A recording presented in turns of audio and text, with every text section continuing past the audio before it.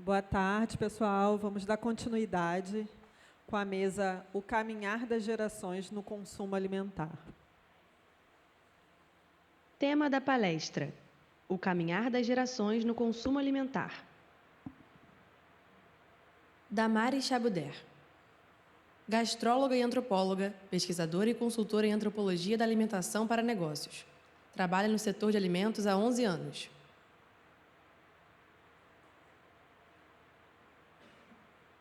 Cleverton Barbosa.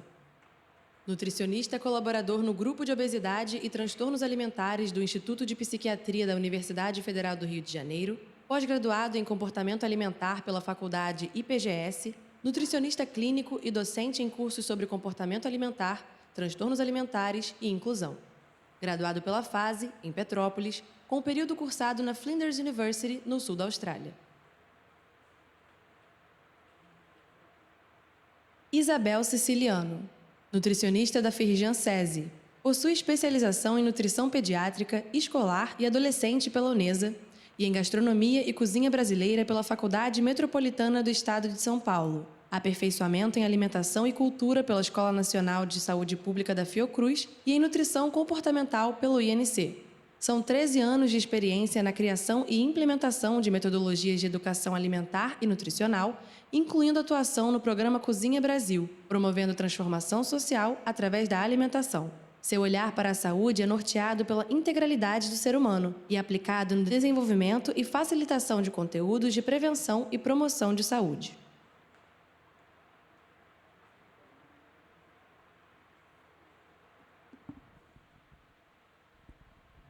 Boa tarde, pessoal. Eu sou a Isabel. A gente vai começar hoje pela Damares. É uma mesa redonda, mas a gente vai ter a apresentação aqui de cada um. E eu queria falar que estou muito feliz, por você também, claro.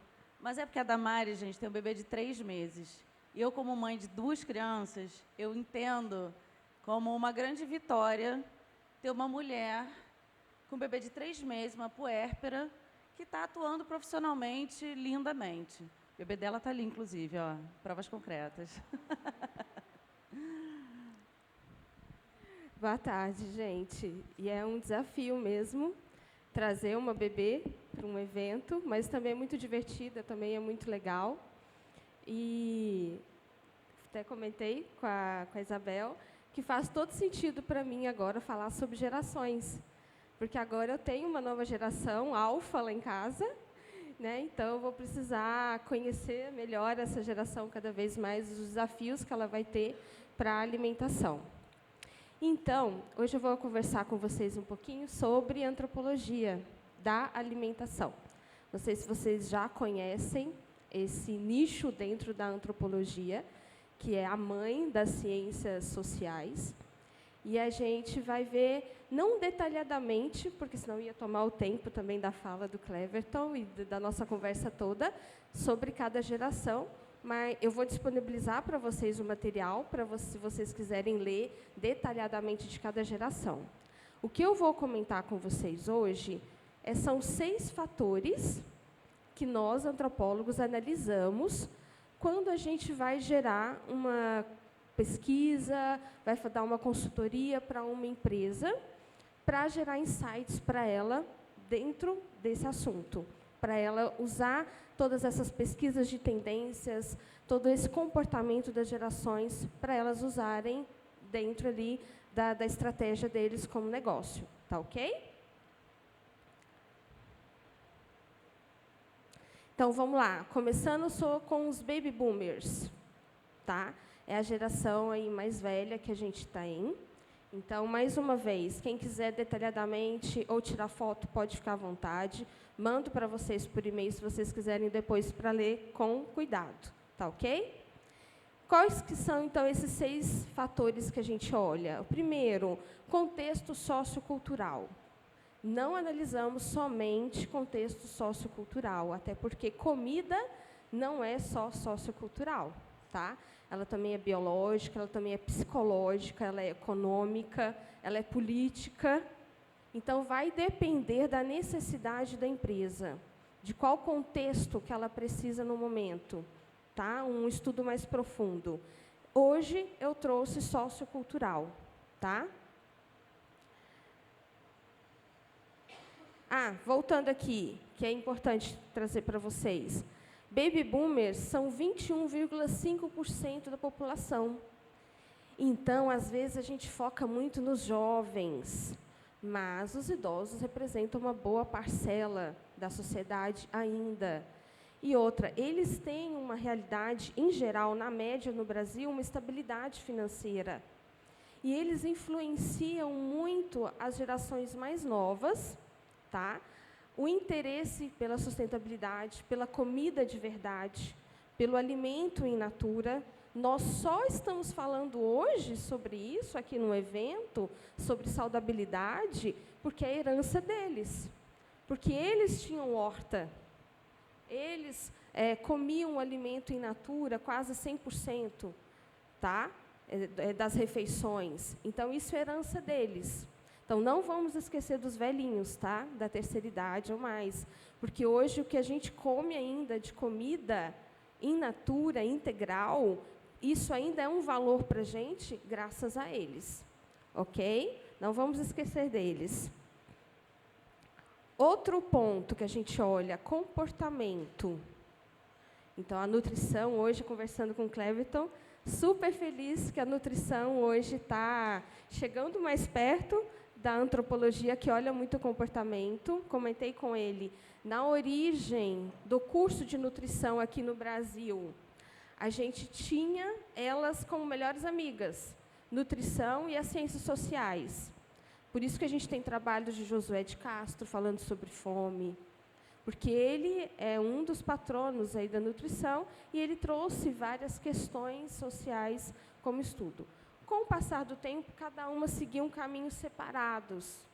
E hoje a gente está tendo aí já há alguns anos as duas trabalhando novamente. A antropologia e todas as ciências sociais estão voltando para a grade do curso de nutrição. Então, isso aí é muito legal, viu? Então, a gente olha comportamento, porque cultura representa muitas coisas, e uma delas é comportamento. Então, a gente precisa analisar não só a ação, porque a ação está no topo final do comportamento, é o que é visível. Mas o que gerou esse comportamento? E aí, a antropologia é o que a gente brinca e fala assim, que tem aquela criança chata que fica perguntando por que o tempo todo. A antropologia é uma criança chata. Ela vai ficar fazendo perguntas de porquê o tempo inteiro. Mas por quê? Mas por quê? Então, ela não quer saber só do consumidor o que ele compra, ou como ele come tal produto. Ele quer saber o porquê. Mas por que ele gosta disso? O que isso representa para essa pessoa? E aí eu vou ter respostas. Aí eu vou fazer perguntas de novo em cima daquela. Mas por quê? Mas por quê?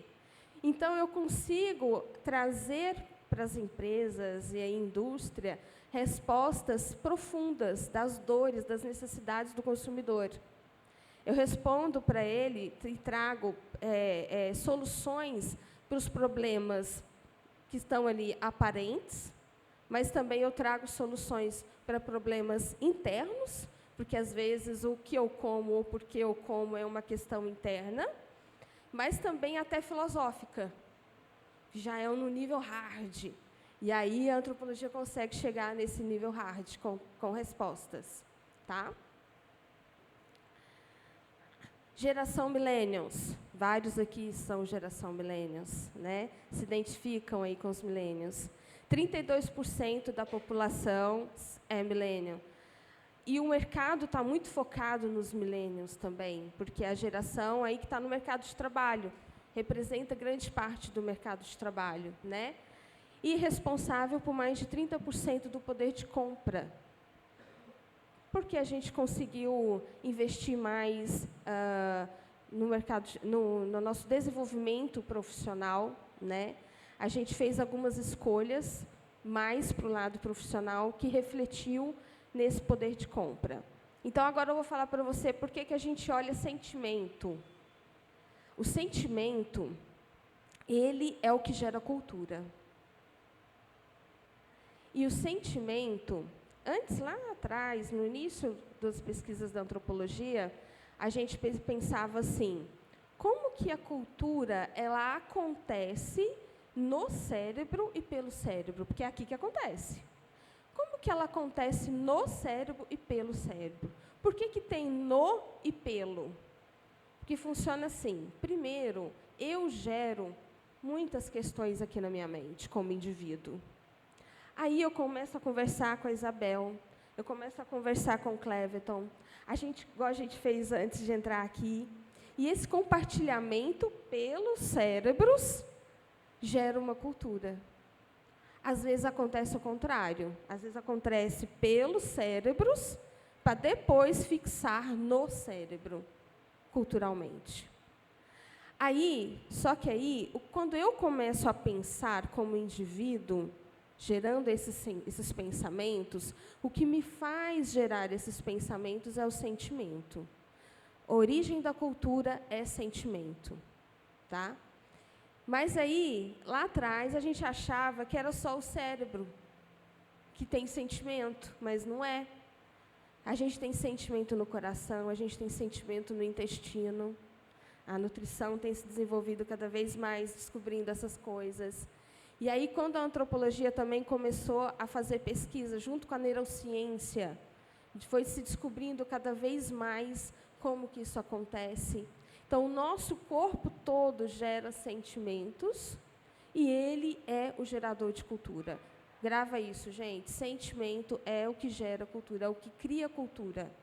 Não é outra coisa, é o sentimento. Tá? Depois eu explico com mais detalhes, ou se vocês quiserem saber com mais detalhes sobre isso, tá? Com essa relação aí da criação da cultura pelo sentimento. Geração Z, que está aí com 12 a 27 anos, né? São os jovens adultos, ou chegando nessa fase. É a maior geração da história, com cerca de 2,6 bilhões de pessoas no mundo, e, em 5 anos, vai ser a geração com maior poder de compra. Por quê? Olha só, em alguns contextos de família, a gente tem baby boomers aposentados, já estabilizados financeiramente. A gente também vai ter a próxima geração, a Z, também estabilizados financeiramente, porque entrando na aposentadoria. A gente tem millennials, correndo atrás da estabilidade financeira. Tudo isso vai refletir na geração Z. Tá? Então, eles vão herdar um pouco desse poder financeiro e também nos valores que vai influenciar na hora nos valores na hora de escolher um produto. Eles vão em busca de algumas características, todas herdadas por essas gerações anteriores. Então, agora eu vou falar um pouquinho das influências intergeracionais, que é um dos fatores também. Quando a gente pega pesquisas que são feitas sobre tendências de mercado, vocês já repararam que ela vem falando separadamente de cada geração, das características delas, mas raramente fala da interação que existe entre elas. Porque as gerações não vivem isoladas, elas não vivem compartimentadas e isoladas. Na minha casa hoje, na minha família, eu tenho baby boomer, eu tenho a minha avó, eu tenho os meus pais, que já é a próxima geração, tem eu, que já sou uma terceira geração, e agora tem minha filha. São 4 gerações, são 4 valores, 4 visões de mundo completamente diferentes. A minha avó, para ela, eu não posso deixar uma bebê sem meia no pé, não pode tomar um vento, não pode comer isso, não pode comer aquilo na introdução alimentar. É isso, mingau de fubá, caldinho de feijão. A minha mãe deu para mim e para minha irmã, já começou a introdução alimentar com 4 meses. Hoje a pediatria orienta 6 meses, a nutricionista de infantil também. Então, são visões de mundo completamente diferentes, mas a gente convive. E aí? Como é que eu vou gerar produtos? Como é que eu vou gerar uma comunicação? Não dá para ser tão individualizado assim, pensando nas gerações, todas separadinhas. Porque nós somos seres humanos, a gente convive todo mundo junto.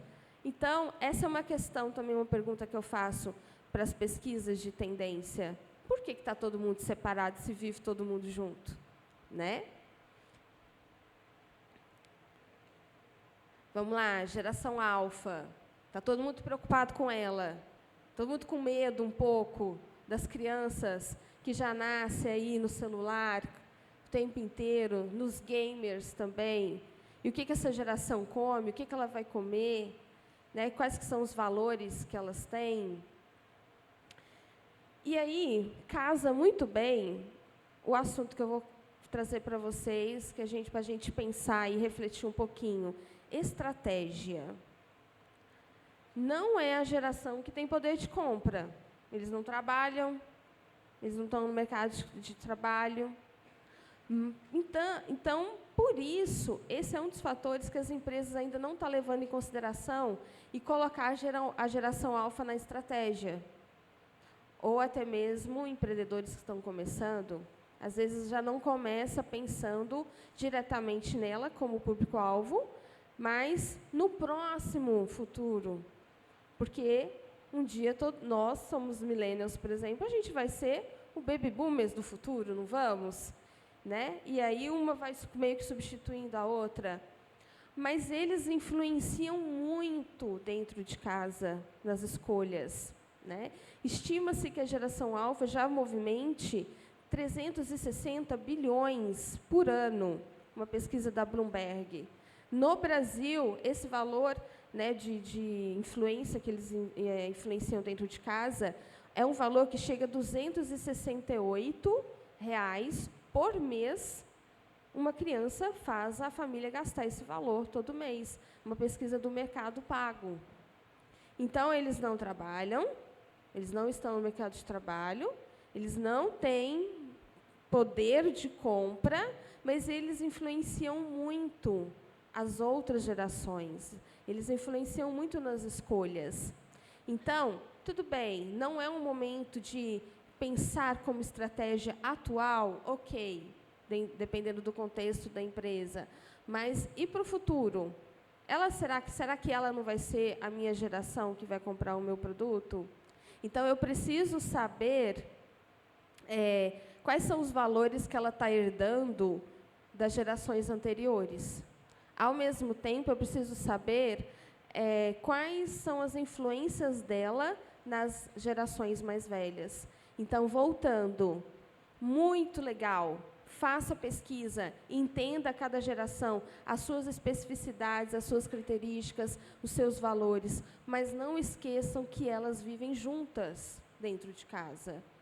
Então, precisamos levar isso em consideração, seja no atendimento como nutricionista, seja como empresa também. Vamos colocar aí, em stand-by, a geração alfa para a estratégia, viu? Se já não for possível colocar. Vou voltar aqui, porque a gente precisa falar aqui do último. Educando colaboradores. Vamos pensar num contexto de clínica também. Vamos pensar que você é nutricionista, você tem seus funcionários da sua clínica, né? Tem a sua secretária que está ali com você, tem gente trabalhando com você. Então, vamos pensar numa empresa cheia de colaboradores. De que adianta? E a gente também, às vezes, no papel de colaborador, né? De que adianta a gente ter tudo isso aqui de informação teóricas e não saber colocar em prática? Então, a gente precisa urgentemente de educação cultural como indivíduo, para que a gente seja melhor cidadão, para que a gente possa respeitar mais um ao outro, mas que faça também sentido para mim como um profissional. Por que eu vou me importar em trazer um produto saudável? Eu não posso olhar só mercado, não posso olhar só porque tem aí uma estimativa crescente de venda, de interesse em produtos saudáveis. Eu preciso ter um propósito, por mais que esteja já muito desgastado essa palavra, né? Mas eu preciso saber um porquê, precisa ser importante para mim como indivíduo, para que isso possa refletir no trabalho. Então, por isso que eu trouxe esse ponto, e é um ponto que eu tenho trabalhado muito também nas consultorias com empresas, ou às vezes em palestras. Porque para trazer engajamento, para trazer inovação, para trazer criatividade, não adianta só eu olhar relatório de tendência ou fazer a minha própria pesquisa. Eu preciso que isso esteja na raiz, ali dentro da cultura organizacional, para que as pessoas possam, de fato, saber por que elas estão fazendo aquilo, né? Para que tenha um sentido. E, principalmente, empresa não precisa de lucro? Precisa vender mais. Preciso gerar, então, valor para o cliente. E o valor para o cliente só é percebido na interação humana. A gente vai falar um pouquinho mais sobre isso depois. Então, por isso que é importante investir nisso. Gente, falei rápido porque o tempo é limitado, tá? Se vocês se interessam pelo assunto, então, vou disponibilizar. Vocês podem me enviar um e-mail, tá? Ou entrar em contato comigo pelas redes sociais, LinkedIn. Eu envio para vocês por e-mail, tá? Esse material em PowerPoint ou em PDF, tá? Aí vocês podem ler com mais cuidado todos aqueles insights que eu trouxe de cada geração e de cada fator, ok?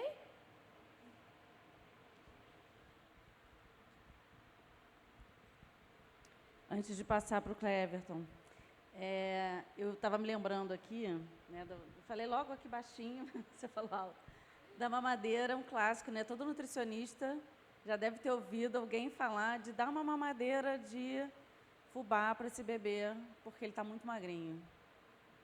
Isso é encontro de gerações puro, gente. É a avó que está falando para a neta que está tendo filho, né? Dependendo da idade dessa nova mãe. Assim, eu ouvi isso, independente de classe social, se eu escuto em quem tem, em mães de maior renda, eu escuto, né? Porque é uma coisa que ficou lá daquela geração das avós que viam que o bebê gordinho era o bebê saudável. E hoje a gente já vê de uma outra forma, né? Encontro de gerações. Obrigado. Boa tarde, gente. Eu vou pedir para quebrar um pouquinho o protocolo, se eu posso apresentar de pé, porque eu gosto de me movimentar enquanto eu estou falando.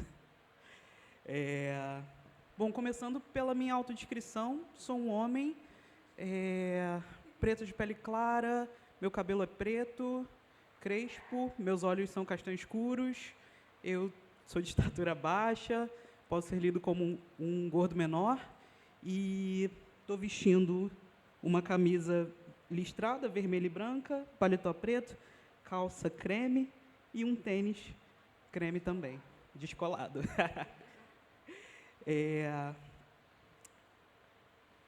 Essa parte já foi. Vou começar com uma pergunta, né? Eu gosto de interação, quero a interação de vocês. Por que a gente come? Fome? Crenças, credos, perfeito. Ansiedade, que mais?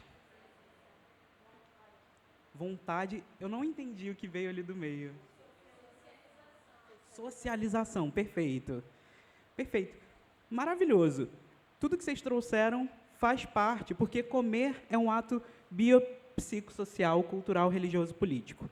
Por que é bio? Porque a gente come para nutrir o corpo, nutrir as células. A comida é a nossa fonte de vida, né? A nossa fonte de energia. É através da comida que a gente está aqui hoje. É psico, porque todos os fatores psicológicos influenciam no comer, e cada vez mais na nutrição a gente está estudando isso, né? Desde escolhas até mesmo questões que envolvem a psicologia e a psiquiatria e a relação com esses alimentos, social, porque a gente se reúne em torno da mesa, né? Com amigos, família. Muitas vezes a gente sai para quê? Para comer. E sempre que a gente vai a algum lugar, sempre, né? Normalmente, a gente espera que tenha comida, né? Pelo menos um cafezinho. Então, é muito social.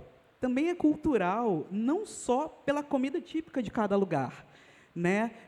No Brasil, a gente tem as comidas típicas e isso muda de estado para estado, de região para região. Mas não só isso, né? Alguns estudos mostram que até mesmo a maneira como você come é modificada de cultura para cultura. Por exemplo, na França, né, apesar das porções serem menores, tem um estudo super legal que diz que as mulheres sentem menos culpa ao comer alimentos, fontes de muito gordurosos, ou enfim. E aí, por que elas sentem menos culpa? Né?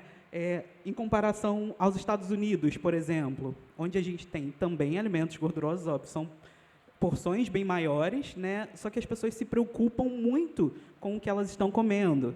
Então, a cultura influencia muito. Religioso, porque, né, diferentes religiões, diferentes crenças, né, acreditam que alimentos podem ter diferentes funções mesmo, né? Algumas não comem certos animais, outras têm práticas de jejum para alcançar elevação espiritual, enfim. E político, né? Porque se a comida chega na nossa mesa é por causa de política. E aí fica a pergunta, né? Será que o comer também é um ato geracional? O que vocês acham? Sim ou não? Sim. Perfeito. Por quê? Alimentar-se é instintivo. Quando o bebê nasce, né, ele sabe comer. Opa. Alimentar-se é instinto. Agora, o comer, o ato, é aprendido. E, se ele é aprendido, ele é ensinado. E, se ele é ensinado, ele pode passar de geração para geração, né? Só que, o que influencia essas gerações? É aí que está. Trouxe só rapidinho, né, o caminhar das gerações.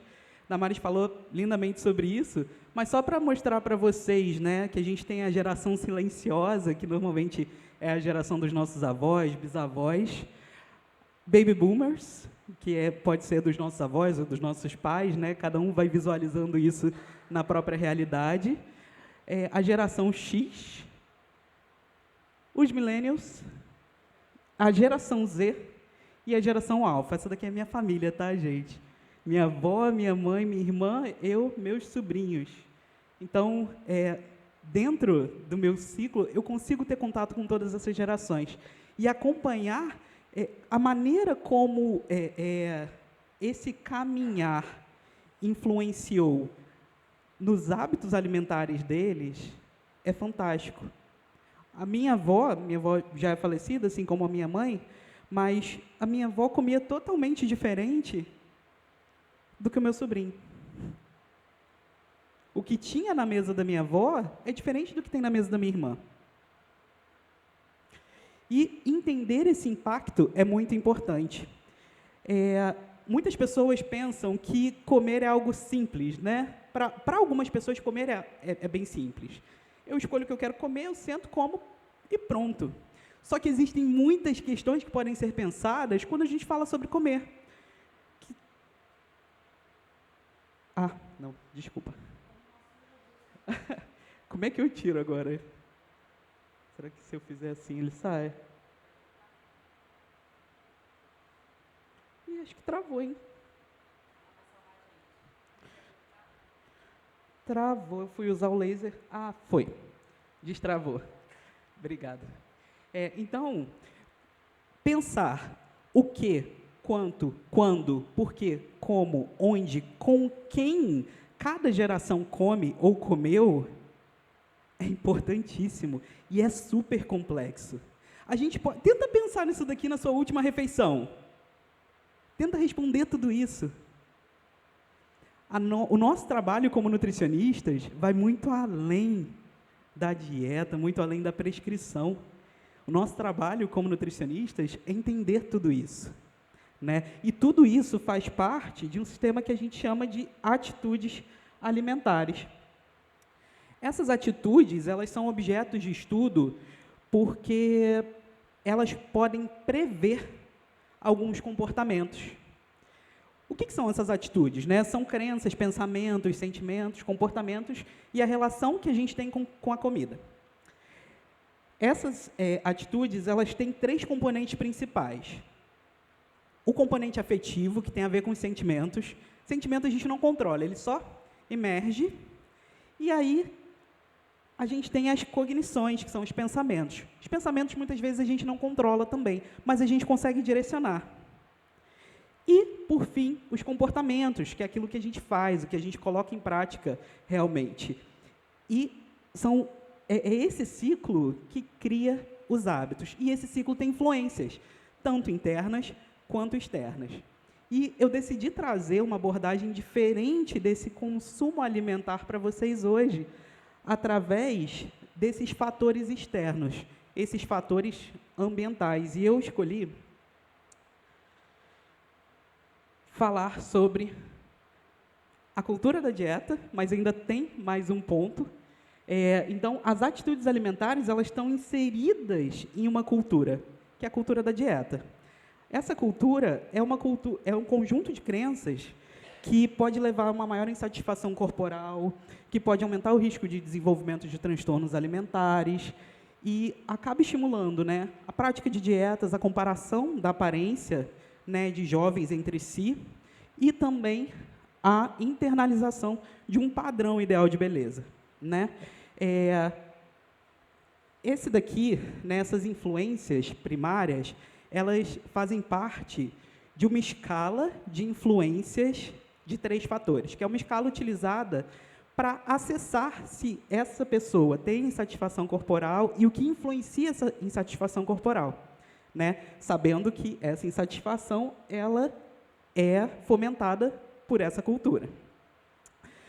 Então, a gente tem 3 fatores. Família, né, que acaba sendo as exigências da família, né, sobre o corpo dessa pessoa, sobre a comida. Amigos, também essa influência, né, de práticas dietéticas e etc. E a mídia.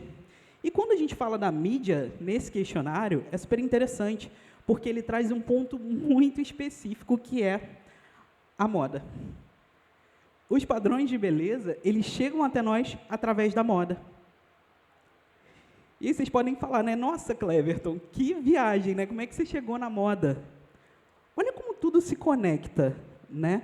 Se eu consumo, se eu tenho... se eu como, né? Eu penso em todos aqueles fatores que eu falei, do porquê eu como. E a gente está inserido nessa cultura, que é a cultura da dieta, que influencia em como a gente come. E essa cultura, ela é perpetuada por uma indústria da moda, né? Mas o que a moda representa, afinal? O que é moda para vocês? Vocês já pararam para pensar nisso? Para que serve a moda?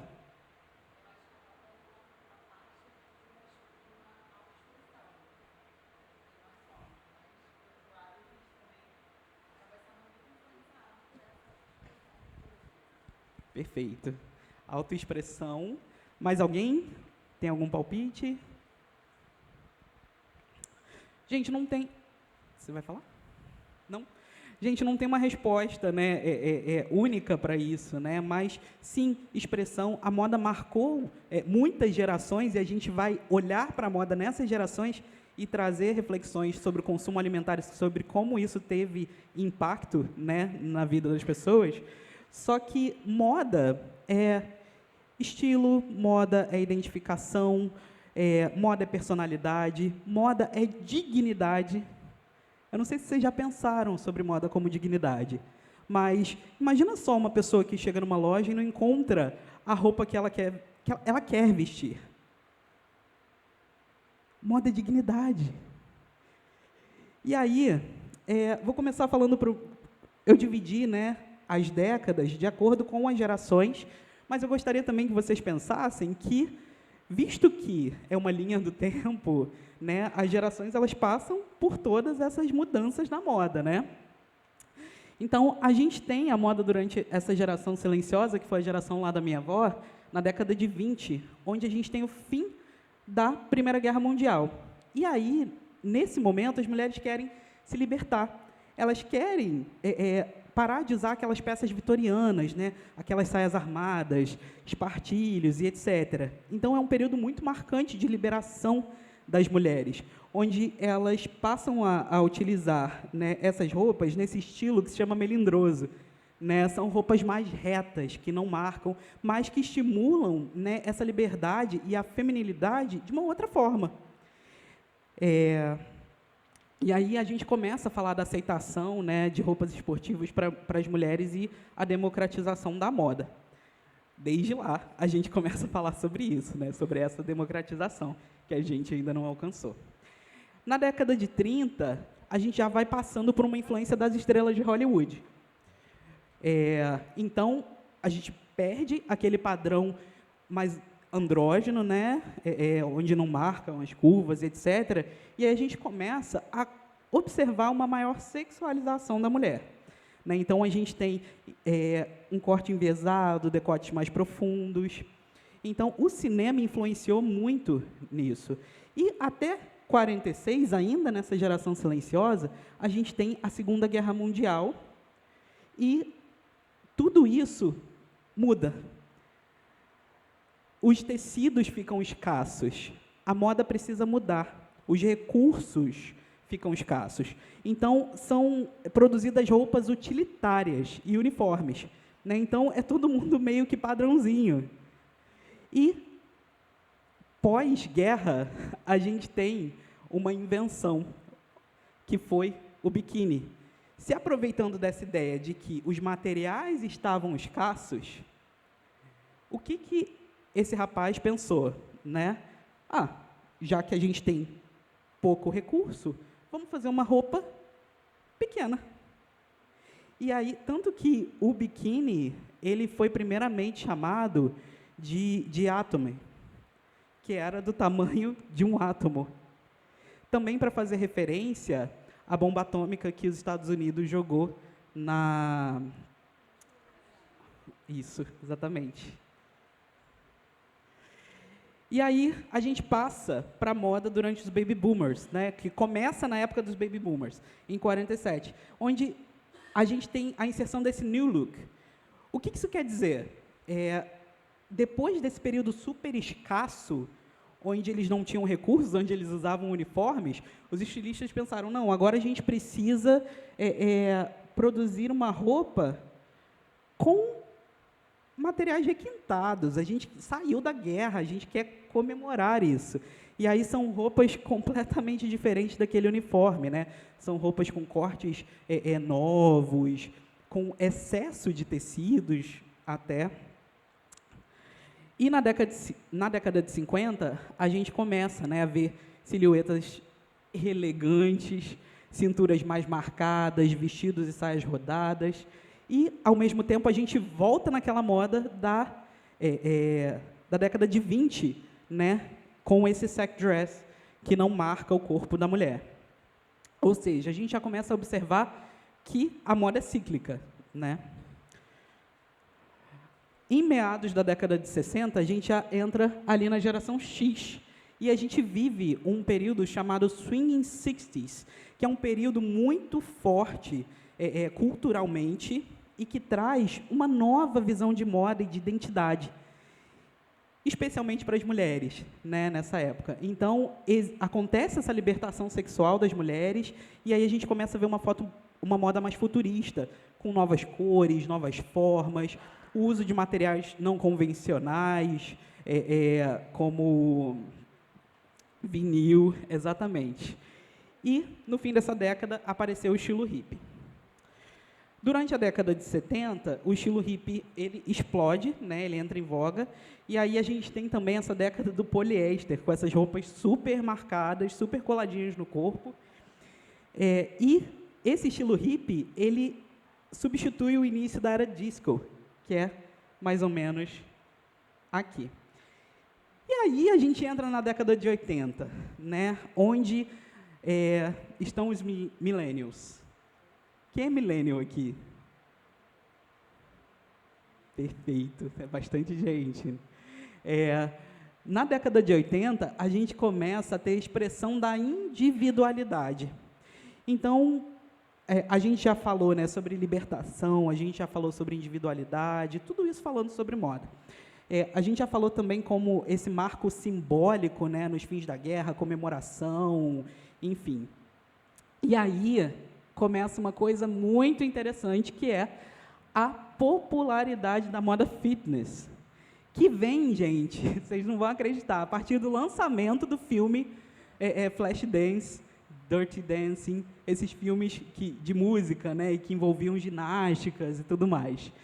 E a influência da cultura musical, com pop, punk, hip hop, também influenciam nessa moda. Que envolvia não só a vestimenta, né, mas cabelos, maquiagens e tudo mais. E aí, os anos 80, é muito importante a gente pensar, né, nesse marco dos anos 80. Por quê? Quando a gente fala hoje de comparativos assim, que a gente utiliza na ciência, por exemplo, prevalência de transtornos alimentares. A gente tem dados, né, tem um estudo grande, mas dados a partir de 82. E a gente entende que, a partir de 82, esses transtornos eles só crescem, até hoje. A gente também tem um outro dado interessante, que é o dado do excesso de peso e da obesidade, né, que a gente sabe que, desde os anos 80, esses números triplicaram. Então, os anos 80, eles são um marco interessante para a gente refletir.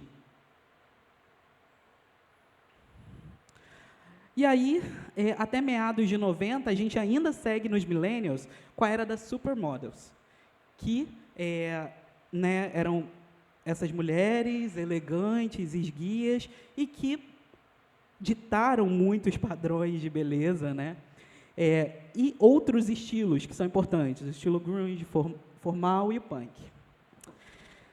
E aí, agora, a gente entra na geração Z, que foi a segunda metade dos anos 80, que foi influenciada pelas divas pop, né? E, gente, calça de cintura baixa, quem se lembra? Aqui a gente tem Britney, né, usando essas calças, então, essas divas começaram a ditar, né? E aí a gente entende que também a arte ditou muita coisa nesse mundo, né? E aí, nos anos 2000, ainda na geração Z, essas tendências são ainda mais difundidas, as celebridades passam a ditar as tendências de moda, essa moda dos anos 2000 horrorosa, né? E a gente tem diferentes subculturas também. E um marco importante. No final desses anos, a gente tem um aparecimento do Ethel Sure. O que é isso? Essa moda aqui. Essa moda da mulher que ela vai para a academia e ela resolve as coisas da vida dela, vai para o trabalho até, né, dependendo dos casos, mas ela pode voltar quando ela quiser e malhar de novo e ir para a esteira, sabe? Ela é uma moda que consegue permear alguns ambientes, né? E aí a gente tem, junto a isso, uma ascensão das redes sociais. Foi a partir, né, desses anos 2010 que a gente começa a ver alguma, muito pouca, diversidade na moda, tá? E esses influenciadores passam a ditar as tendências e o foco é sustentabilidade. 5, perfeito. Para tudo. Gente, vou correr um pouquinho. Anos 2000, a gente tem a pandemia, né? E na pandemia a gente tem essa vida através das telas. Muitas pessoas, né, desenvolvem transtornos psiquiátricos, enfim, por conta disso. E a gente tem uma pior relação com o corpo também durante a pandemia. Também, nos anos 2000, né, 2020, que é o ano que a gente está, 2024, a gente tem o retorno ao U2K, que é o Year 2000, anos 2000. Não sei se vocês já perceberam que a moda dos anos 2000 está voltando, né? Então, a gente tem essa moda com liberdade, maximalista, né? Onde você usa polaina nos braços, enfim. E aí, o que tem de comum na maneira como a moda é apresentada entre essas gerações? Vocês perceberam algo em comum entre elas? Entre essas imagens que eu mostrei? Perfeito. Mulheres. Magreza. Perfeito. Mulheres magras. Né? A moda, ela foi construída com mulheres magras. E o que a gente faz hoje para emagrecer? Dieta. E nosso comportamento alimentar, ele é indiretamente influenciado pela indústria da moda através da cultura da dieta. Exato, para caber. É a gente que tem que caber na roupa, não é a roupa que tem que caber na gente, né? Só para vocês terem uma ideia, o consumo de moda plus size no Brasil, em 2018, arrecadou 7,2 bilhões de reais. Parece muito, né? Mas isso é 60% acima de 2016. No entanto, é menos de 10% do movimento relativo ao varejo de moda como um todo. E se a gente pensa nos dados que a gente tem de sobrepeso e obesidade, gente, 75% da população do Brasil está em sobrepeso ou obesidade. E aí, onde elas estão comprando essas roupas? Como é que essa indústria está agindo, né, em relação a isso? Estou acabando, tá?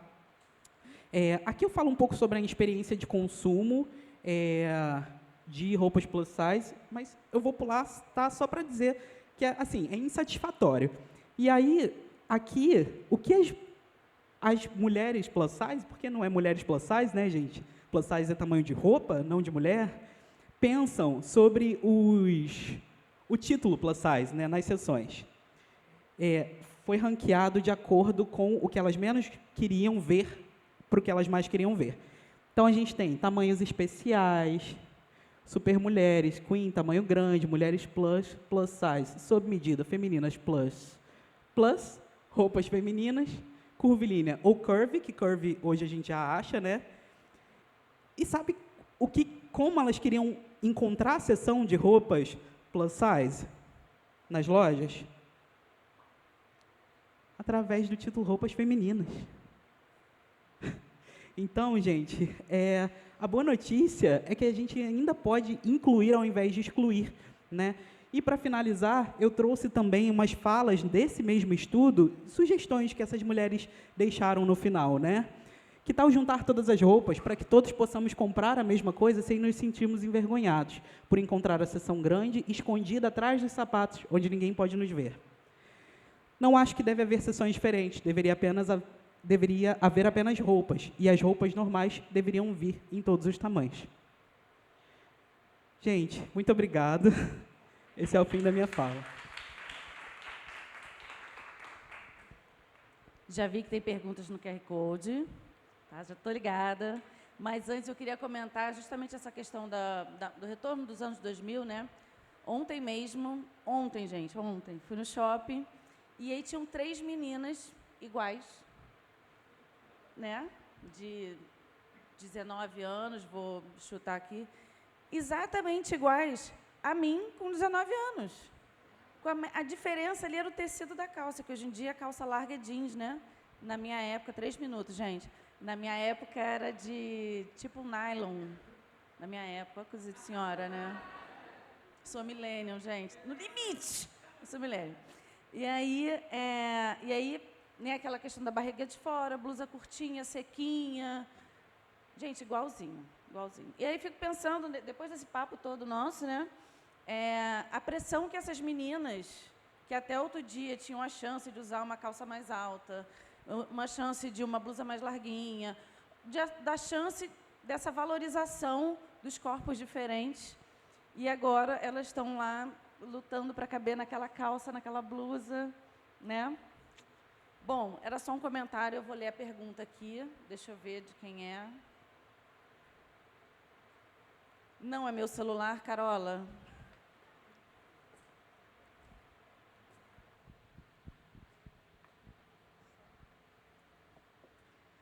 Como eu falei, eu sou uma senhora, uma jovem senhora, e já não enxergo. Eu estava aqui fazendo uma força ali, agora eu vou fazer uma força aqui. Sobre gerações, você observa um comportamento mais conservador em gerações mais novas? Se sim, como esse conservadorismo pode se refletir no mercado?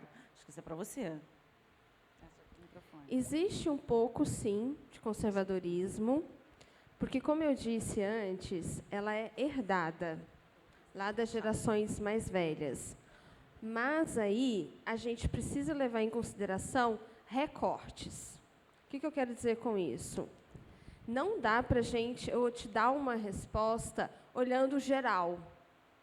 Eu preciso olhar recortes, porque eu preciso olhar contextos. Em alguns contextos, e aí levando em conta a cidade, onde especificamente mora, dentro dessa cidade, o convívio familiar que essa pessoa tem, para dizer o nível e se tem ou não herança de conservadorismo, tá? As ciências sociais, e aí tem muitas dentro delas, antropologia, sociologia, ela não é uma ciência exata. Então, eu nunca vou conseguir te dar sim, não, é desse jeito, não é desse jeito, tá? O conservadorismo, ele sempre vai existir, porque ele é herdado. Às vezes, para uma família ou para uma comunidade, isso é super importante, manter essa visão. Então, ela vai ser sempre transmitida. Em outro contexto, em outra cultura, outra cidade, não vai. O modernismo, ser moderno, ser descolado, vai ter muito mais importância do que guardar aquela visão de mundo ultrapassada, vista como ultrapassada, tá? Então, a gente precisa parar, fazer um recorte de que grupo eu quero saber isso. Eu quero saber do grupo X. Aí você vai conseguir encontrar as respostas, tá? Se existe ou não e qual nível ainda permaneceu. Quero fazer mais uma perguntinha. Não tem mais se alguém quiser perguntar mais alguma coisa, você quer? Vou olhar agora, porque só apareceu Pedro. Você quer perguntar diretamente? Pode passar o microfone para ela, por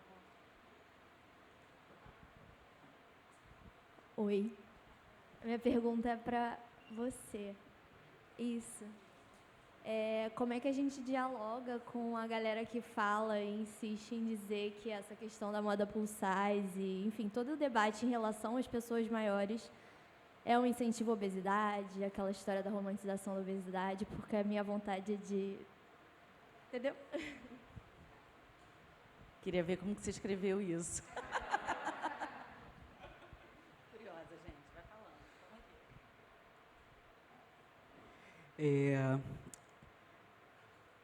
É uma pergunta difícil, né? Porque realmente todo esse discurso que a gente se depara, né, de romantização da obesidade, que não existe, pró-obesidade, etc.